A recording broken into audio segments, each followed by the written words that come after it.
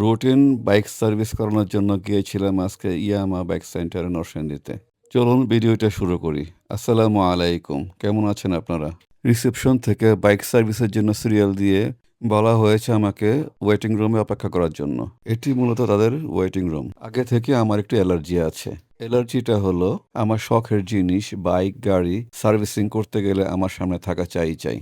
Technician বা engineer সাহেবদের সামনে থেকে দেখি তারা কিভাবে মূলত কাজগুলো করে। তা থেকে মূলত আমি অভিজ্ঞতা নেই।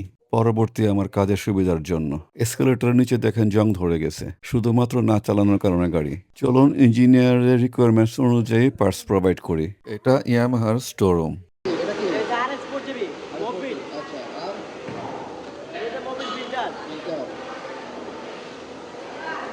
এটা যে চেন লুক চেইন লক, আর এটা যে চেন ক্লিন। চেইন ক্লিনার এটা, আর এটা যে কার্বনাইট ক্লিনার। কার্বনেট ক্লিনার, হ্যাঁ, এটা কার্বনাইট। আর এটা স্পার্ক প্লাগ। স্পার্ক প্লাগ, আর এটা সামনে পকেট। স্প্রকেট, এর সামনেরটা হ্যাঁ, সামনে। আর এটা air filter. Air filter, Mobil ফিল্টারটা। ওইটা দেখেন। একটা কেবল ফাস্ট কেবল। আচ্ছা, এটা লাগাইছেন যে ওটা কি? ওটার ভিতরে মোট 12টা পার্টসে 8,000 টাকা বিল আসছে। চেইন লুপ দিয়ে চেইন পরিষ্কার করা হচ্ছে। এই জায়গাটি মূলত তাদের ওয়েটিং রুম। এখান থেকে আমরা সবকিছু মনিটরিং করতে পারি ইচ্ছা করলেই।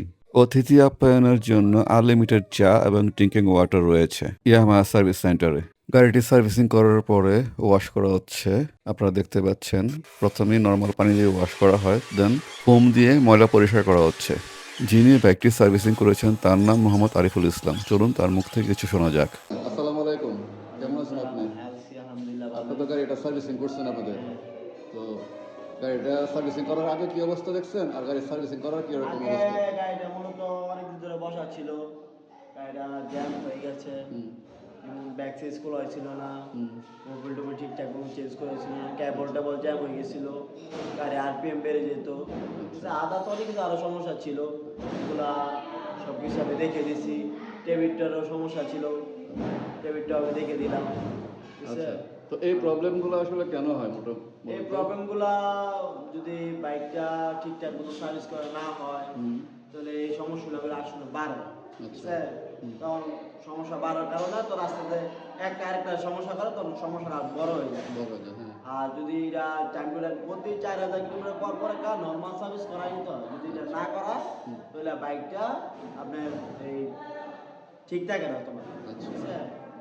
তো বর্তমানে যে কন্ডিশনটা এখন আছে সার্ভিসিং করার পরে, এটা এখন কিরকম পাইতেছেন আপনি? আলহামদুলিল্লাহ এখন গাড়িটা পারফেক্ট আছে।